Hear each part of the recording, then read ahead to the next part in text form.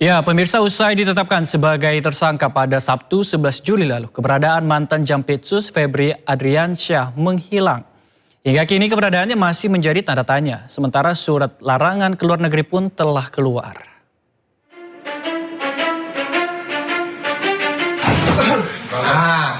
Kami yakin dapat dipertanggungjawabkan. Usai rumahnya digeledah, Febri muncul pertama kali ke publik pada Jumat 10 Juli lalu. Dengan percaya diri, Febri memastikan dirinya masih menjabat sebagai Jampitsus. Febri juga menyebut masih menangani sejumlah kasus, salah satunya adalah kasus tata kelola makan bergizi gratis MBG. Dalam pernyataannya, Febri juga membantah memiliki keterkaitan bisnis dengan salah satu kafe yang digeledah polisi. Febri pun membantah uang yang berada di rumahnya di Sentul adalah miliknya. Namun, sehari setelah pernyataannya, Kejagung pun mengumumkan Febri mundur dari jabatannya sebagai Jampitsus. Di hari yang sama, polisi menetapkan Febri sebagai tersangka. Febri diduga terlibat kasus dugaan korupsi dan pencucian uang terkait batu bara pembangkit listrik tenaga uap, Asabri dan Krakatau Steel. Usai ditetapkan sebagai tersangka, Febri tak lagi muncul di publik. Hingga kini, Febri pun belum ditahan. Surat larangan berpergian ke luar negeri juga telah keluar. Publik pun menanti langkah selanjutnya dari penanganan kasus mega korupsi ini. Pemirsa, Anda kembali di Sindo Malam. Lantaran tergiur keuntungan bisnis sembako murah, sekelompok ibu justru kehilangan uang ratusan juta. Menyadari ditipu, para korban menggeruduk rumah bandar sembako di Surabaya, Jawa Timur.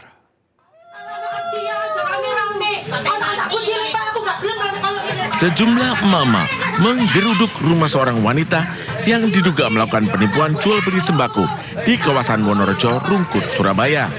Emak-emak ini emosi dan terlibat cekcok dengan pemilik rumah. Mereka tak terima ditipu oleh wanita berinisial IC sejak 2021 lalu. Penipuan bermula saat korban tergiur jual beli sembako murah dari status WhatsApp terduga pelaku yang memasang harga minyak goreng dan beras dijual dengan harga selisih lebih murah Rp10.000 hingga Rp15.000 per karton dari harga pasar. Awalnya pengiriman barang lancar, namun saat korban memesan minyak goreng dengan jumlah banyak, uang sudah terbayar, sembako yang dibeli tak kunjung didapat. Hal yang sama juga dirasakan oleh korban lainnya hingga merugi ratusan juta rupiah.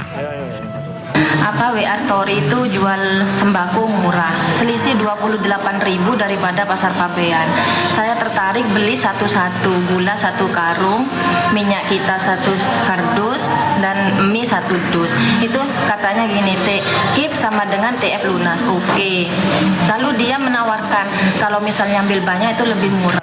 Perkara dugaan penipuan jual beli sembako murah ini telah dimediasi oleh Wakil Wali Kota Surabaya Armuji dan meminta para warga untuk tidak tertipu dengan jual beli barang murah.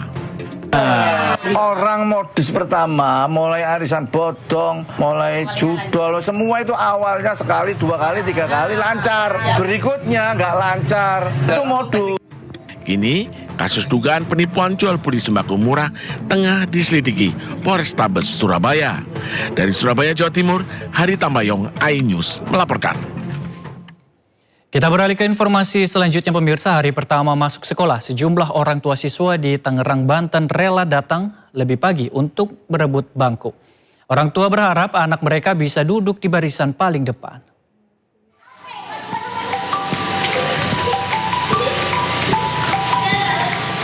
Sejumlah orang tua siswa di Sekolah Dasar Negeri Bojong Nangka, Kabupaten Tangerang, Banten sengaja datang lebih pagi. Bahkan mereka datang sebelum gerbang sekolah dibuka. Begitu pintu kelas dibuka, mereka langsung berebut bangku. Mereka ingin anaknya bisa duduk di barisan terdepan. Apalagi hari ini adalah hari istimewa bagi siswa kelas 1 SD karena merupakan hari pertama bersekolah di jenjang sekolah dasar setelah menamatkan taman kanak-kanak. Siswa baru? Iya, siswa baru ini. Kalau saya kelas 1, Bu, kakaknya SMP. Oh gitu, terus Bu, ini dari jam berapa nih kesini Bu? Oh, tadi jam 6. Oh pagi amat Bu? Iya, soalnya takut di bagian bangku. Oh gitu, jadi takut anaknya main bangku. Iya. Terus sekarang dapat? Alhamdulillah dapat. Di bagian mana? Paling depan? Enggak, barisan kedua. Oh gitu. Tak hanya berebut bangku, sejumlah orang tua siswa juga setia dan antusias menunggu anaknya di luar ruangan hingga pelajaran selesai. Dari Tangerang, Banten, Ai Marani, iNews melaporkan. Tim Jatan Ras Satreskrim Polrestabes Makassar membubarkan balap liar di Jalan Veteran Selatan Makassar usai meresahkan warga Senin dini hari. Polisi terlibat kejar-kejaran hingga para pelaku kocar-kacir melarikan diri. Sebagian di antaranya nekat menerobos hingga tersungkur usai saling senggol kendaraan satu sama lain. Polisi tangkap 5 pelajar dan menyita 2 sepeda motor hingga senjata tajam busur panah. Seluruh remaja dikirim ke posko Jatan Ras Polrestabes Makassar untuk dilakukan penyelidikan lebih lanjut. Kami dari pihak Jatan Ras mendatangi lokasi tepatnya di Jalan Veteran telah terjadi balap liar konvoy yang mana kumpulan balap liar kami berhasil membubarkan di lokasi tersebut. Selain mendapat pembinaan, polisi juga memanggil orang tua pelaku. Dari Makassar, Sulawesi Selatan, Syahrul Adiaksa, iNews melaporkan.